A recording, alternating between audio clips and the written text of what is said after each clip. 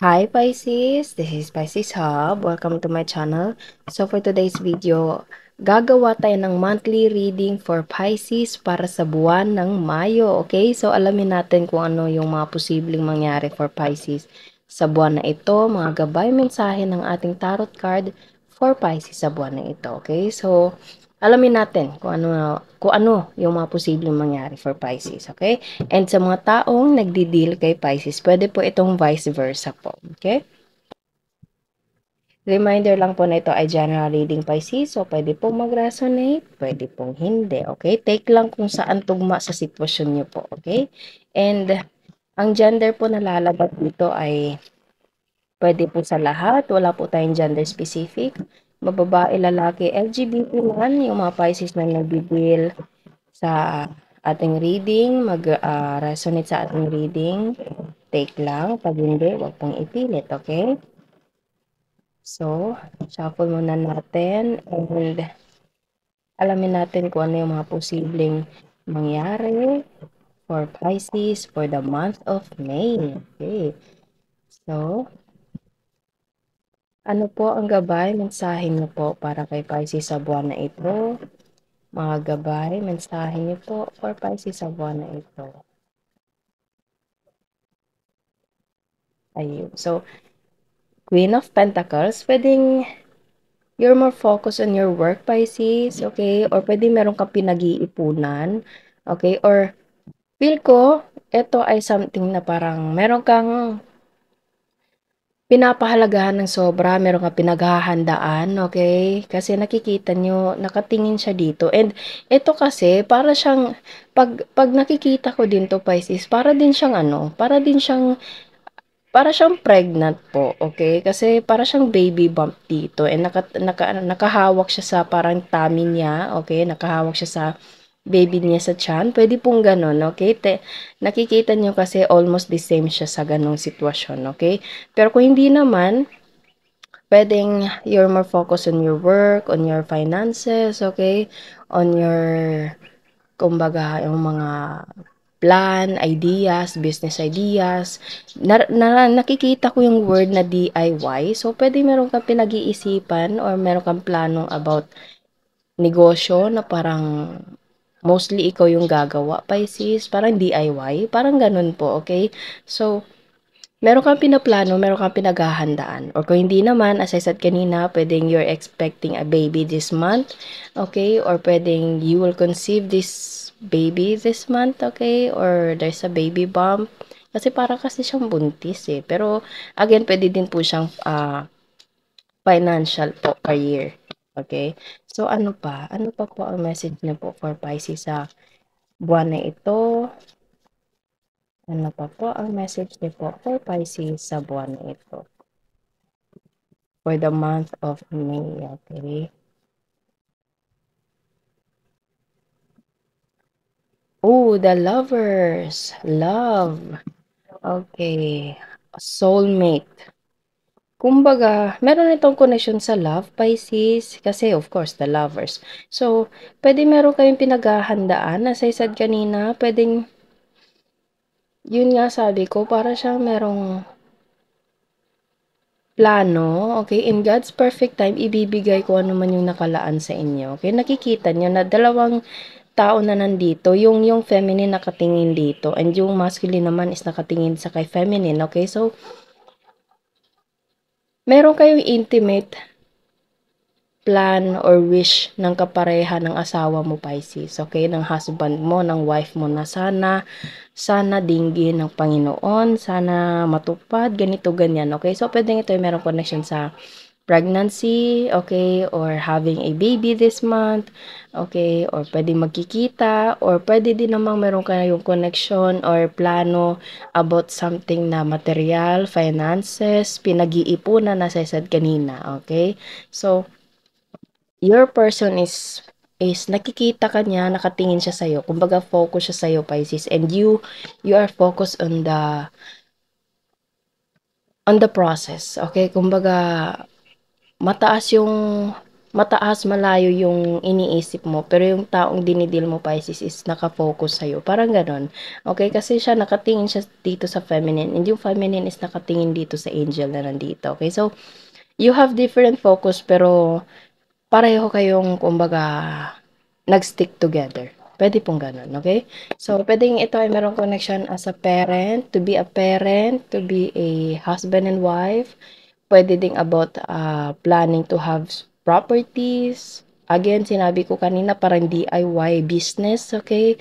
Pwede meron kayong plano ng asawa mo or ng live-in partner, ng boyfriend, girlfriend, or kanino man, okay, na kumbaga, meron kayong pinag-iipunan na something na special para sa inyong dalawa. Okay, hindi ko po ma-pinpoint, iba-iba po kasi yung sitwasyon po ni Pisces sa araw na ito, sa buwan na ito, okay? So, ano pa po yung mga posibleng mangyari for Pisces for this month, for the month of May? Oh, okay. So, at saka naalala ko, Pisces, malapit na pala yung yung Mother's Day. So, pwede meron pong connection yun, okay? So, puwedeng merong connection 'yan as a mother, okay, or puwedeng ikaw ay nanay. Wow! Two of Cups and the Lover, Pisces. Almost the same to silang dalawa, okay? Medyo merong, ah, mabigat na energy pero it's okay lang po. So, there's the Lovers and there's a Two of Cups. You are soulmate to this person, although meron tayo ditong Five of, Cups. Sige pa nga, ano pa, i-explain natin 'to mamaya, okay? And meron tayo dito Two of Swords and the Moon. Okay. Okay. So, ano pa, ano pa? Ano pa po ang message niyo po for Pisces para sa buwan na ito? Mga gabay, mensahe for Pisces sa buwan na ito. Okay, so, meron tayo dito, ilan ba to? One. Meron tayo ditong 5 Pisces. Okay, so there's a Eight of Pentacles, Ace of Swords, the World, King of Pentacles, and Ten of Pentacles. Okay, so pwede you're dealing with an Earth sign, Taurus, Virgo, Capricorn, Gemini, Water sign, Pisces, Cancer, Scorpio, Pisces, okay, and Air sign, Gemini, Libra, Aquarius. Okay, so bottom of the deck is Justice. Pwede you're dealing also with a Libra, okay? So, Pisces, meron ditong ang daming kaganapan dito, puwedeng meron siyang involved na love and also there's an involved of finances, about work, as I said kanina, pinag-iipunan and meron tayo ditong parang nag-iipon kayo or parang ginagawa mo 'tong savings na ito for your future family or for your family right now, okay? Kasi meron tayo ditong investment for the family for the longer term, okay? And also meron tayo ditong the Lovers and Two of Cups. Magkatabi pa silang dalawa. Okay? So, this is a big confirmation, Pisces, na merong connection sa love. Okay? Merong connection sa love or someone na dinidin mong tao na sobrang lapit sa buhay mo. Okay? Kasi ito din is almost the same as soulmate. Okay? So, meron kayong pinaghahandaan, meron kayong pinag-uusapan, meron kayong gustong matanggap, meron kayong gustong mangyari, okay? Although, meron ditong etong tatlong 'to. There's a Five of Cups, Two of Swords, and the Moon card is of course hindi naman mawawala yung struggles, yung alam mo yun, yung lubak sa daan, sa journey, okay? Yung mga konting obstacles sa along the journey, Pisces. It's so normal, okay? Ba't ako nag-aano?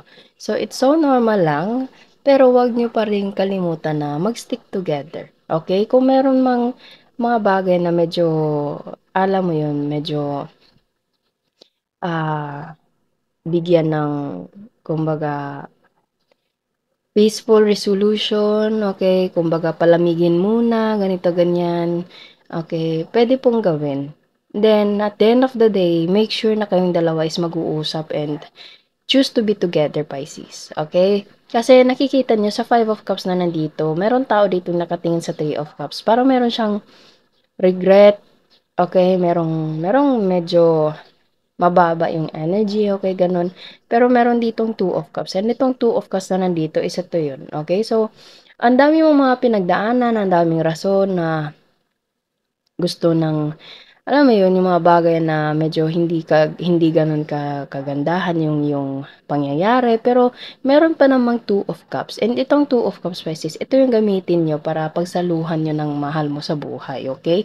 So, protect your peace, protect yourself, okay? And at the same time, surrender everything to God. Okay, just go with the flow. Kung ano man, alam mo yun, yung parang 'pag hindi mo kontrolado, Pisces, huwag mong kontrolin. Again, always ko pong sinasabi sa ating reading, sa araw-araw nating reading, surrender everything to God and siya na bahala. Kung ano man yung, alam mo yun, yung mga susunod na pangyayari, mga journey niyo po ng taong dinidil mo, ng taong mahal mo, or ng mga taong nakapalibot sa'yo, okay? Focus on God and hayaan mo siya yung gumalaw, okay? And just go with the flow. Yun lang, Pisces. Just keep swimming, okay? And enjoy the journey, Pisces. Choose to be happy. Choose always to be a good person, Pisces, okay?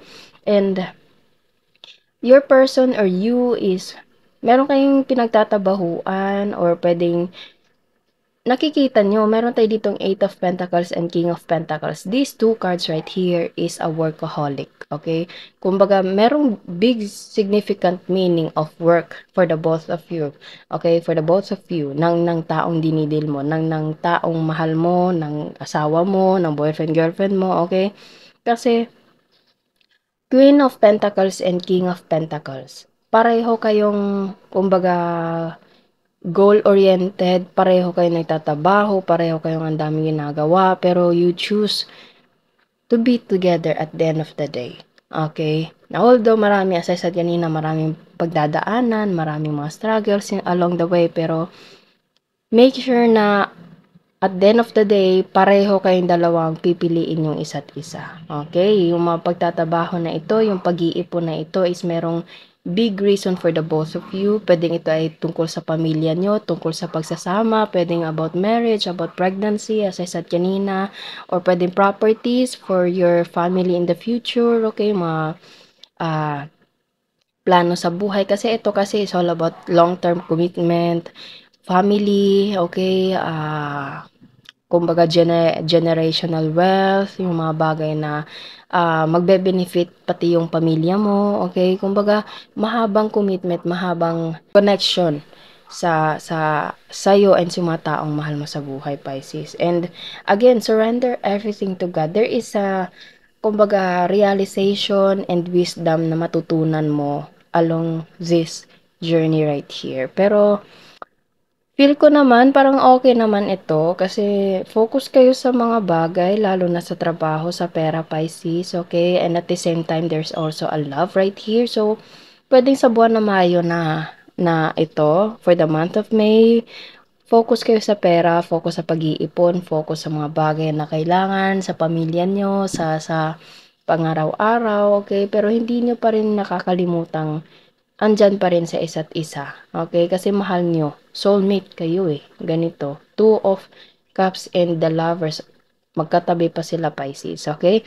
Although meron tayo ditong tatlong cards na medyo, alam mo yun, mabigat yung energy. Pero, again, surrender everything to God. Okay? Kasi everything happens for a reason and maging open-minded sa kung ano man yung side sa inyong dalawa. Basta kayong dalawa, nagkakaintindihan ng taong mahal mo. Okay? Huwag mong alalahanin yung mga taong nakapaligid sa inyo. Okay? And surrender everything to God. Do all your best. Choose to be happy, Pisces. Kasi if you're a good person, yung babalik sa'yo is purong ano, purong kagandahan, purong kabaitan, okay? Kasi kung ano yung binibigay, tinatapon mo, ganun din yung babalik sa'yo. Para siyang boomerang, Pisces, okay? So, if you do good things, magagandang bagay din yung darating sa'yo. Okay? So, yun lang. Just choose to be a good person, choose to be happy, always, Pisces, and enjoy the journey, kung ano man to. And, patuloy pa rin na magmahal and at the same time, focus sa pera, focus sa mga bagay na mas importante. Okay? So, kuha tayo ng mga initials, random words, kung sino yung konektado sa reading for the month of Pisces for this month, for the month of May. Okay, so there's a pet lover, coffee or tea, meron tayo ditong friend, okay, letter E, so meron connection sa friend, I don't know, okay, straight hair, kapatid, okay, letter F, E, and matangkad. Okay? So, yun po ang ating reading for this month, for the month of May. Huwag niyo po sana kalimutan na mag-like at mag-subscribe po sa ating channel, Pisces. And click the bell button para ma-notify po kayo sa next videos na i-upload natin. Okay? So, thank you, Pisces, and God bless.